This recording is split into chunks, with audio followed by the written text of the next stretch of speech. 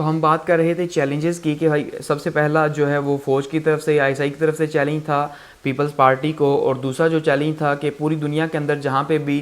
Islamist या right wing की parties थी, उन्होंने जो है वो पीपल्स पार्टी या ख़ास करके एक औरत की हुकूमत को सपोर्ट करने से इनकार किया। ख़ास करके अगर सऊदी अरब की बात करें तो वहाँ पे भी जो है, जो जैसे उसामा बिन लादेन तो उस टाइम पे हीरो थे वॉर के, तो उन्होंने भी जो है वो उन्हें सपोर्ट नहीं किया कि भाई हम क्यों एक औरत की हुकूमत को सपोर्ट करें। इवन यहाँ तक कि यूएस जो है उसे भी पता था कि भाई ये अब प्राइम मिनिस्टर जो है इनके पास इतनी पावर नहीं, तो यूएस भी जो है वो बाईपास करता रहा बेनज़ीर भुट्टो साहिबा को, और डायरेक्टली जो है वो सदर साहब के साथ और आर्मी के साथ जो है उनका लिंक रहा यूएस गवर्नमेंट का, उन्होंने भी जो है वो सपोर्ट नहीं किया। अब क्योंकि पीपीपी के पास जो है वो सीट्स जो है इतनी ज़्यादा नहीं थी, यानी सिंपल मेजॉरिटी नहीं थी, 97 सीट्स थी, तो इन्होंने अपने साथ क्या किया, एमक्यूएम को मिलाया और इस तरह से हुकूमत जो है वो यहाँ पे स्टार्ट कर दी। अब हुकूमत तो स्टार्ट हो गई, लेकिन चैलेंजेस थे। क्यों चैलेंजेस थे? क्योंकि जो पंजाब है, पंजाब में हुकूमत किसकी थी? पंजाब में आईजेआई की थी, या सिंपल कहा जाए तो नवाज़ शरीफ साहब की हुकूमत थी, और नवाज़ शरीफ साहब जो हैं वो पीपल्स पार्टी के हलीफ थे। क्यों हलीफ थे? उसकी सबसे बड़ी वजह ये थी कि पीपल्स पार्टी जो है, यानी कि बेनज़ीर भुट्टो के जो वालिद साहब थे, यानी भुट्टो साहब ने क्या किया, इत्तफाक फाउंड्री को जो है वो अपने कब्ज़े में लिया था, ऐसे ही प्राइवेटाइज नेशनलाइज किया था। तो उस वजह से एक गुस्सा इनके अंदर मौजूद था, और उसी के नतीजे के तौर पे नवाज शरीफ साहब जो है वो सियासत के अंदर भी आए थे बिज़नेस को छोड़ के। तो खैर वो ज़िया-उल हक साहब ने उनको जो इंडस्ट्रीज़ थी वो तो वापस कर ही दी थी, लेकिन इसके बावजूद जो इनके दिल में एक गुस्सा था पीपल्स पार्टी के लिए वो मौजूद ही रहा, तो इसलिए चैलेंजेस तो इनके सामने थे। अब अगर हम बात करें अचीवमेंट्स की कि इनकी कामयाबियां क्या रहीं, हम जिनको कह सकते हैं कि ये हकीकत में कामयाबियां बनी इनकी, उसमें सबसे इंपॉर्टेंट सार्क की कॉन्फ्रेंस थी, जो 4th कॉन्फ्रेंस हुई सार्क की इस्लामाबाद के अंदर। ये कॉन्फ्रेंस जो है वो बेनज़ीर भुट्टो साहिबा ने जो है वो होस्ट की। तो इसमें सबसे इम्पॉर्टेंट क्या रहा कि इंडिया के साथ जो रिलेशंस थे ये काफ़ी ज़्यादा बेहतर हुए। एक तो सार्क की कॉन्फ्रेंस जो है वो होस्ट हुई, पहली अचीवमेंट। दूसरा,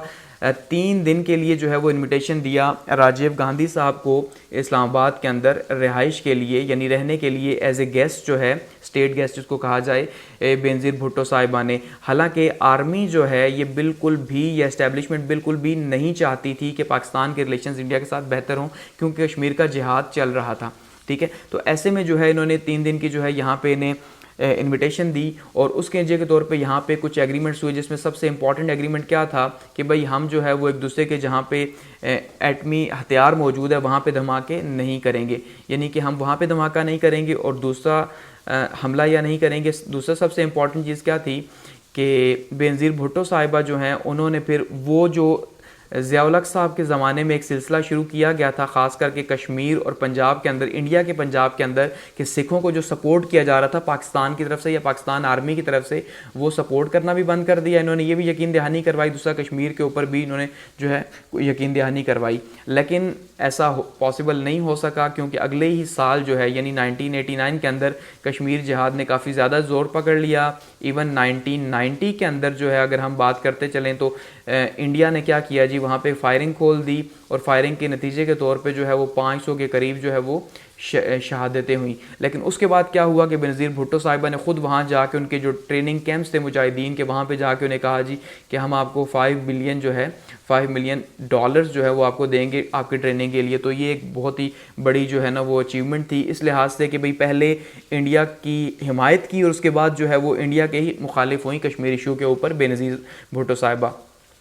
उसके अलावा जी रिलेशंस जो हैं वो जो है हम कह सकते हैं कॉमनवेल्थ के साथ, जो इंटरनेशनल जो कंट्रीज़ थे उनके साथ भी रिलेशंस को बेहतर किया गया, ख़ास करके यूएस के साथ और रशिया के साथ रिलेशंस जो है इनको बैलेंस करने की कोशिश की गई। उसके बाद जो है वो नेशनल प्रेस ट्रस्ट जो है इसको तोड़ दिया गया। ठीक है, पीटीवी को आज़ाद किया गया। पॉलिटिकल जो प्रिजनर्स थे, सियासी कैदी जिनको कहा जाता है, उनको, सियासी कैदियों को जो है वो आज़ादी दी। इसी तरह से ट्रेड यूनियन जो बैन थी ज़िया-उल हक साहब के ज़माने में, उसको आज़ाद किया। लेबर यूनियन जो इनके वालिद साहब ने बनाई थी उसको आज़ाद किया, क्योंकि ये सारी की सारी चीज़ें जो है वो मार्शल लॉ के ज़माने में कैद थी या ख़त्म, इन पे पाबंदी लगी हुई थी। इसी तरह से पीपल्स वर्कर प्रोग्राम जो है पेशावर में, इसका इफ्तिताह किया गया, और इसके इफ्तिताह में भी इसका पर्पज़ भी यही था कि गरीबों को जो है सपोर्ट किया जा सके, क्योंकि पीपल्स पार्टी ख़ुद को गरीबों की पार्टी या सोशलिस्ट पार्टी मानती है, लेकिन यहाँ पर ये सोशल लिबरल एजेंडा लेके आए थे। इस बात को आपने समझना है। सोशल लिबरल एजेंडा ऐसा कि भाई उसके अंदर लिबर्टी भी होगी, लेकिन वो गरीबों की हिमायत भी जारी रखेंगे उसके साथ साथ।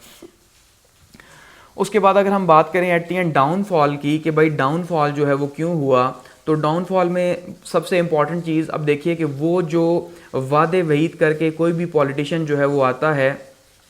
अब पॉलिटिशियन वादे वहीद करके आता है, जैसे इमरान खान साहब जो हैं उन्होंने बहुत से वादे किए कि भाई मैं ये कर दूंगा, लेकिन जब वो आता है और आके देखता है कंट्री की कंडीशन या ख़ास करके ख़जाने की हालत देखता है कि भाई ख़जाना तो बिल्कुल खाली है, तो ऐसे हम प्रोमिस पूरे हो नहीं सकते, तो अब क्या होगा, जैसे इमरान खान साहब है, अब लोग उनको गालियाँ दे रहे हैं कि भाई आपने कहा था ये करेंगे वो करेंगे, लेकिन आप ऐसा कुछ भी नहीं कर रहे क्योंकि ख़जाना खाली है, IMF के पास जाना पड़ रहा है बार बार। तो ये चैलेंजेस थे, तो उस टाइम पे भी ऐसे ही चैलेंजेस थे कि पाकिस्तान को बैक करप्टेंसी जो है उसका सामना था, और IMF जो है वो कुछ शराइत मनवाना चाहता था, ठीक है, 1990 की बात कर रहा हूँ, कि भाई आप अगर ये शराइत मानेंगे तो आपको इमदाद मिलेगी वरना नहीं मिलेगी, जिसमें सबसे इंपॉर्टेंट इकनॉमिक लिबरलिज्म था, जो कि उस टाइम पॉसिबल नहीं हुआ, जो कि बाद में नवाज शरीफ साहब के ज़माने में पॉसिबल हुआ। तो इस तरह से मुल्क के हालात बहुत मुश्किल थे। इवन बेनज़ीर भुट्टो साहिबा ने मुल्क के हालात को बेहतर करने के लिए फ़ॉरेन रिलेशंस को जो है वो बहुत ज़्यादा अहमियत दी, और फ़ॉरेन रिलेशंस में उन्होंने बहुत ज़्यादा टूर्स किए फ़ॉरेन कंट्रीज़ के, भाई किसी तरह से इमदाद मिले, लेकिन उन्हें खातिर ख्वाह कामयाबी नहीं हो सकी। इसके अलावा अगर हम बात करें तो MQM जो है इनके साथ इनका फड्डा स्टार्ट हो गया, क्योंकि हैदराबाद के अंदर एक ऑपरेशन किया गया पक्का किला का, जिसको हम किसी और वीडियो के अंदर डिस्कस करेंगे। वो जो पक्का किला का ऑपरेशन था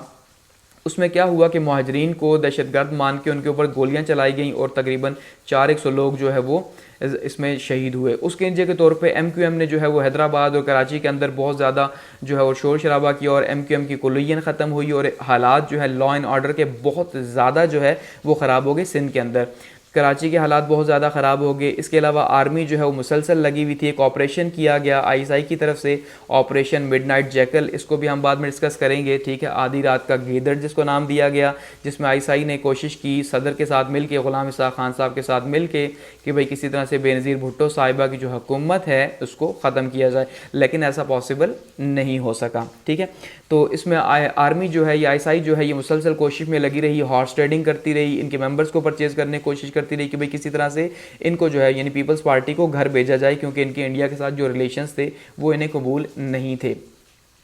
उसके बाद इंडियन रिलेशंस जो हैं ये भी इन्हें ले डूबे। अभी हम बात कर चुके हैं, राइट विंग की जो पार्टीज़ थी वो मुसलसल एहतजाज में थी कि भाई एक औरत के पास जो है वो हुकूमत नहीं जा सकती, और औरत के पास हुकूमत जाना मतलब क़यामत की निशानी है, ये उनके अकॉर्डिंगली था। तो ये क़यामत की निशानी है, तो इसलिए जो है उन्होंने भी अपना शोर जारी रखा। नेपोटिज्म के ऊपर यानी अकरबा परवरी के ऊपर जो है इनको घर भेजा गया। अकरबा परवरी क्या थी कि इन्होंने क्या किया जी, अपने जो ससुर साहब थे बेनज़ीर भुट्टो साहिबा ने, उन्हें पब्लिक अकाउंट्स कमेटी जो है इसका चेयरमैन बना दिया, जो कि इंतहाई गलत काम किया। उसके बाद जो अपनी वालदा साहिबा थी इनकी, इन्होंने वालदा साहिबा को क्या किया, एक बग़ैर पोर्टफोलियो के यानी कोई बग़ैर कोई जो है वो उनको सीट दिए, उन्हें क्या किया, सीनियर वज़ीर बना दिया, ठीक है जी।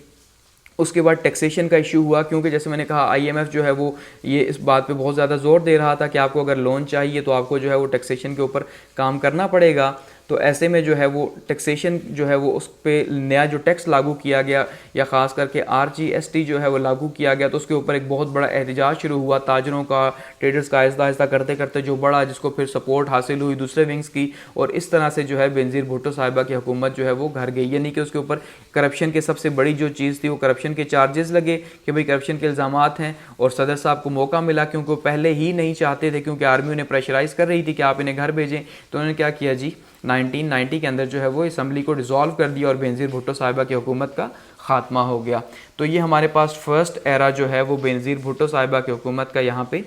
एंड हो गया। और क्योंकि ये बहुत ही क्रिटिकल टाइप का एक टॉपिक है, तो इसलिए आपको जहाँ जहाँ समझ ना आए आपने वीडियो को दोबारा से देखना है, दोनों पार्ट्स को देखना है, और इसे देख के समझने की कोशिश करनी है कि भाई कहाँ कहाँ क्या क्या इंपॉर्टेंट डेवलपमेंट हुई। तो यहाँ पे इसको हम क्लोज़ करते हैं।